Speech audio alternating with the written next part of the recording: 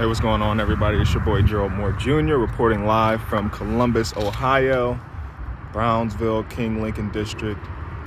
This is an area that is predominantly African American, Black people, and it's in the heart of downtown, Columbus, Ohio. Columbus, Ohio is one of the fastest growing regions of the country.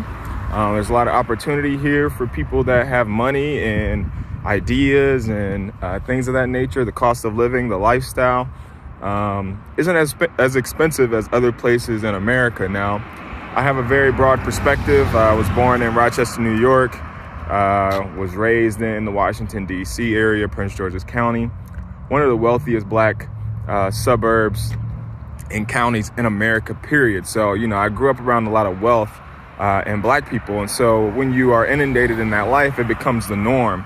So moving to Columbus, Ohio, I was very interested in finding, where my people were, where the communities were, that Black people and people that looked like me lived and resided. And I found King Lincoln District, and I've heard a lot of information about King Lincoln District. But one of the things you really don't hear about is the lack of investment, the lack of opportunity, the poor education, just the poor community development, and how the community has been decimated by different policies and governmental things that have happened that have locked, Black people out for generations and generations. And so I wanted to come give you guys a view and perspective, because I think a lot, but I really don't share a lot and talk a lot, but now I'm at the point where I need to share because obviously we have to make people aware of what's going on in our communities. And a lot of times as Black people, we don't have the time or energy to really express ourselves in a way that allows people to come into our worlds and see how we live, just trying to be American citizens, right? So the fact that, most African American families have been here for hundreds of years, yet, and we only make up 13% of the population. But we make up the majority of the prison pipeline, or the prison pipeline, and things of that nature. Plus, we just don't have any access to ownership. We don't have any access to wealth as a full community. We don't get to participate in the wealth building process of what America truly is, right? And so I want to share this, just Brownsville, King Lincoln District, because back in the day, before like the Harlem Renaissance and stuff like that, this community was a thriving Black community. You had Black doctors, you had Black lawyers, you had, Black executives and entrepreneurs.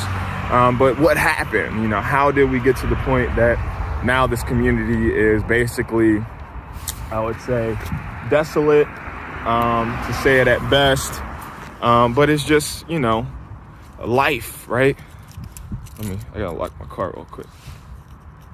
But, life just becomes, it gets away from us. And so, I just wanted to do a little bit of my own journalism. My wife's a journalist by trade and by profession, and, on a major scale. She's a news anchor.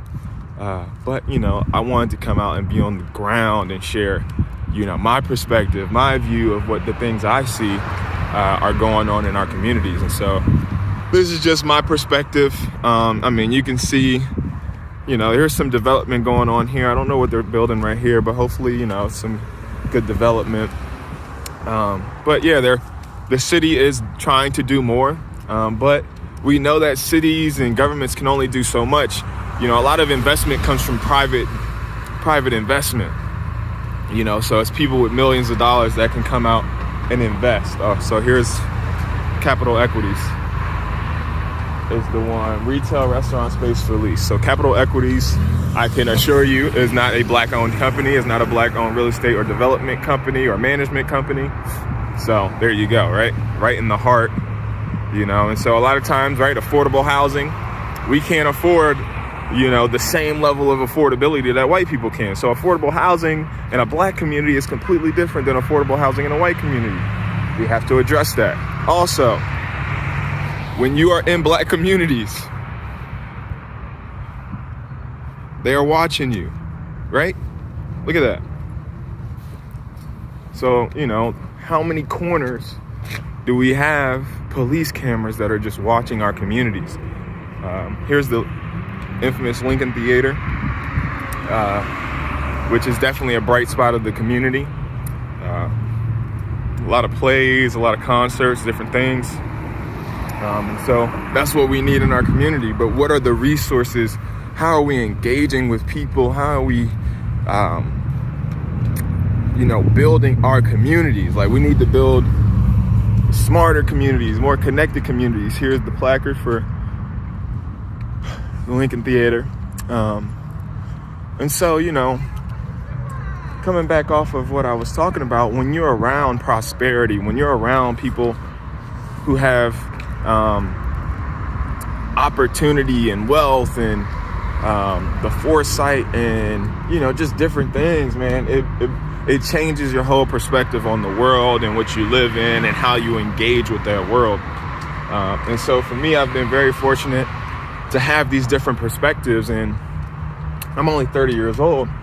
But, I'm at the point where we have to share these things. We have to, things must be fixed. I don't like living around all white people, because I feel like anytime they could turn on me, you know what I mean? Like, that's the, that's how we've gotten to this point in the first place, so I'm one of those people. I like to be around, a diverse group of people, but a lot of times in safe spaces that you don't necessarily have to worry about vicious crime. You don't have to worry about the schools and the roads and a lot of things not being taken care of. You don't have to worry about, living in a dirty community or a community that is not being well maintained by the community as a whole, by the government as a whole. Education systems, right? Food, access to food. A lot of our neighborhoods are food deserts. So there's not fresh food for people to eat. And so you just see it, man, the poverty level is insane. And so that was one of the main reasons that really drove me to really stay in Ohio too, was I read an article that stated that Columbus, Ohio was second to Washington, D.C. in the wealth to poverty ratio. Well, that right there tells you everything you need to know. It means there's a lot of wealth and there's a lot of money around Columbus and Ohio. But where there's a lot of money, there's a lot of poverty, especially in a capitalistic society, right?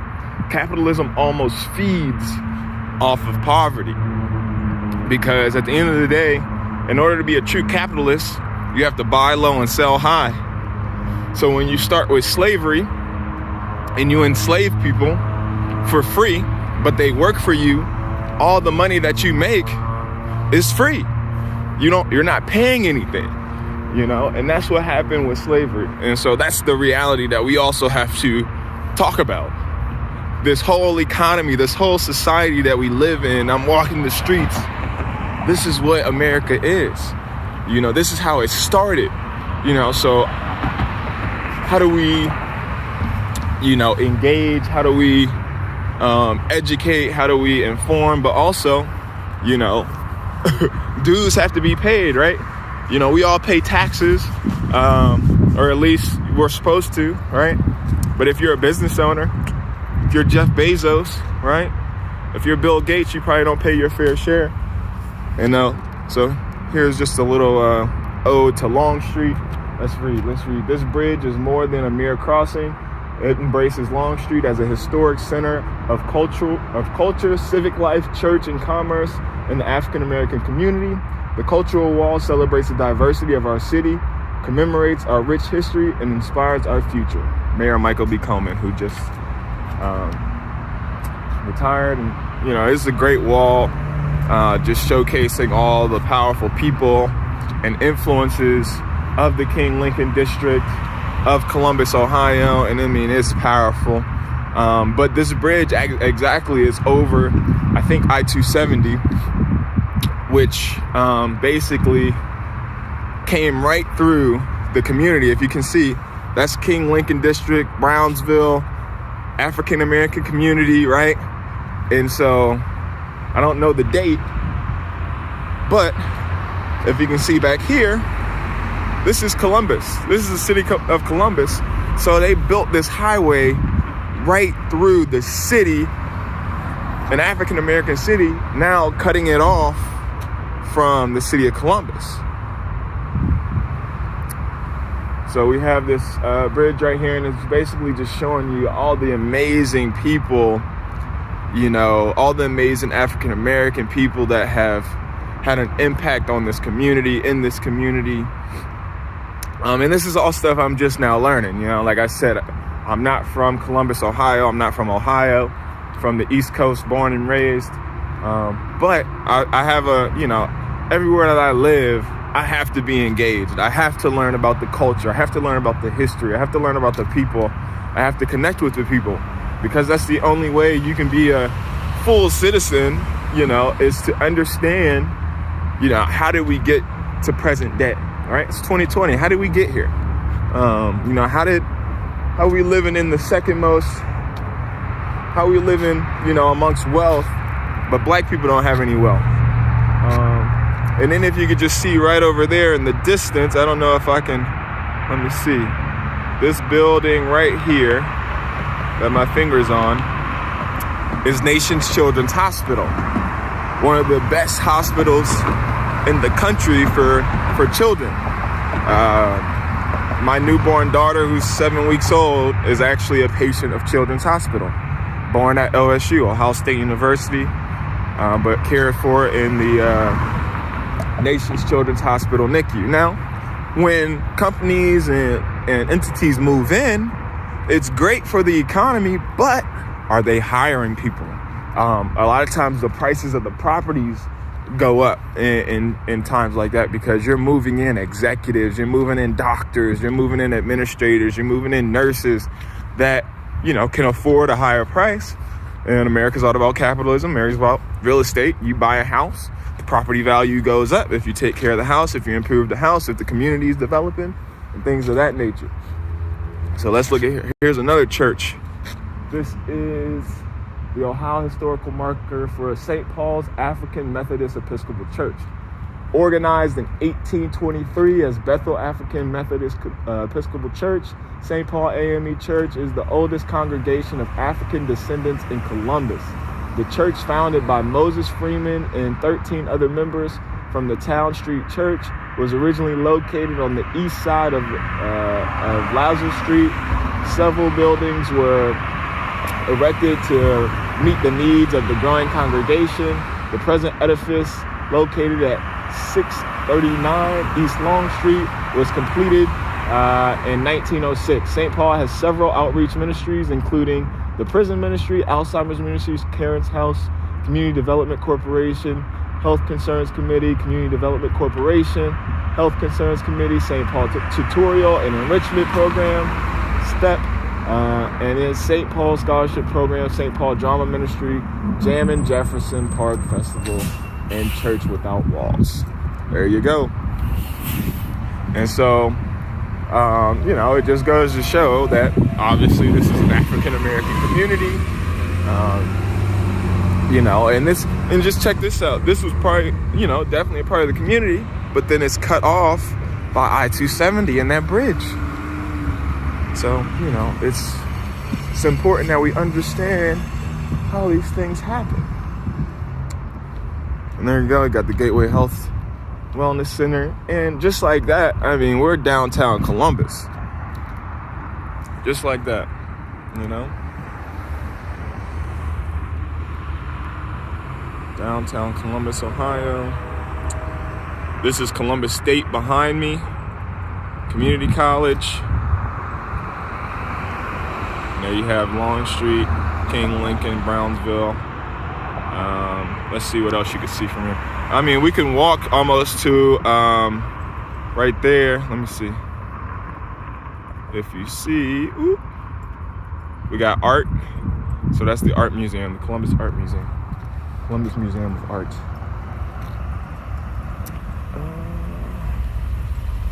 So yeah, I think I'm gonna end my selfie tour right there, but I'll pick back up on some more. but you guys get the gist, The black community cut off by a highway, cut off from infrastructure, cut off from education, cut off from finances, cut off from money. But, there's hope. There's always hope. But we just have to be diligent. At the end of the day, I don't think as many black people should be in poverty as we are. You know what I mean?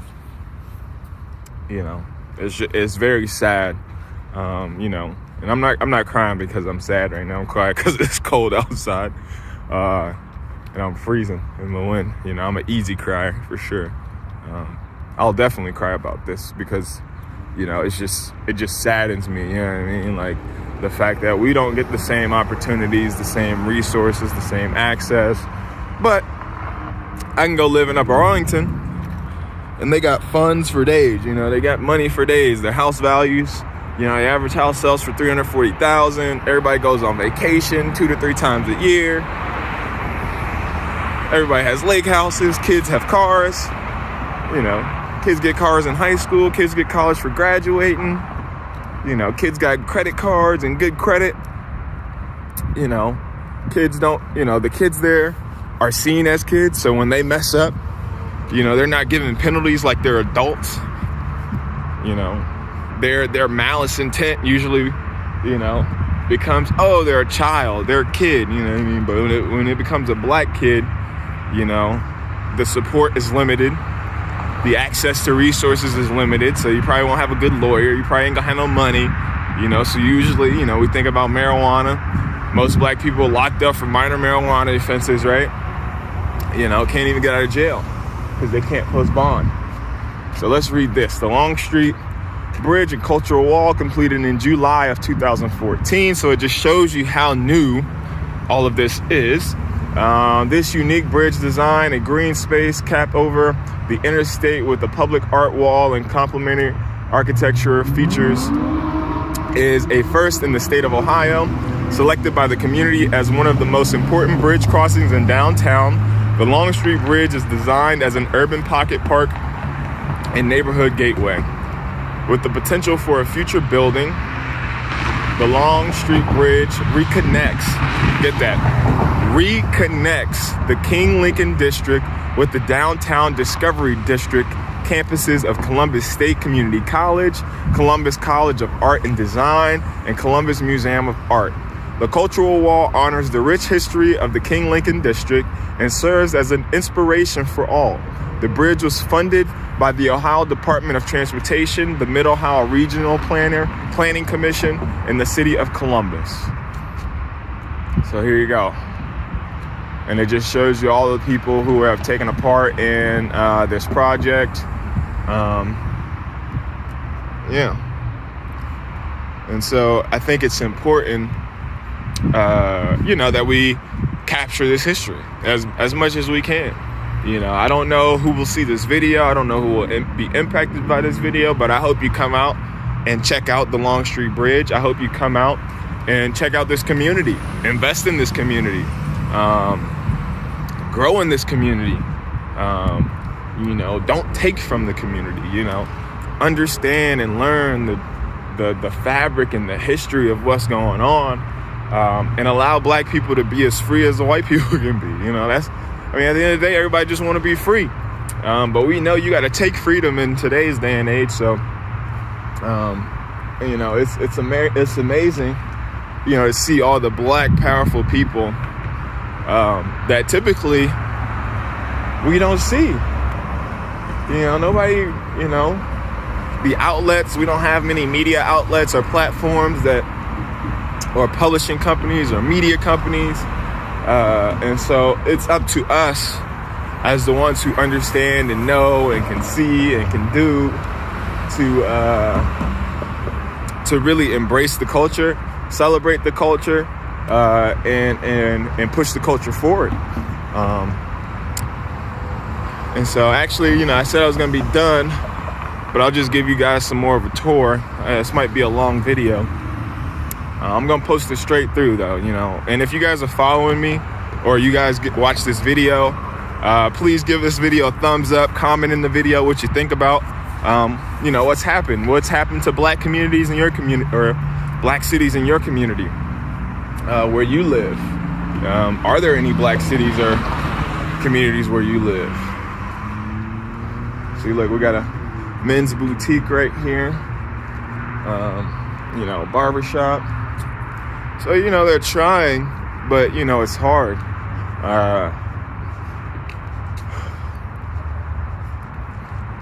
But you could just see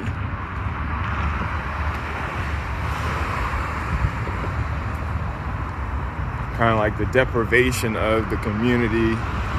And I mean, you have some great buildings. And the thing about like this community is, man, they got some mansions here that are like, wow, these are mansions in the middle of the city. Great house structure, built to withstand a lot. But the community has just been decimated so much that this is what it looks like. Now obviously you have gentrification happening, so, if you couldn't tell from the one shot that I showed you with the building. So gentrification is happening. I mean, you have people want to live in cities now. So a lot of people, are moving to Columbus from different cities. You have different businesses starting to invest here.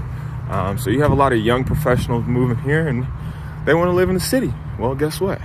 Cost of living is pretty cheap in King Lincoln District if you got some bread. You know what I mean? So that's what we're starting to see. You have white people walking in or moving in and, they do their thing and, prices go up and they start to move the black people out. So yeah, we have to, these are the things that we are faced with currently. But it's a beautiful community.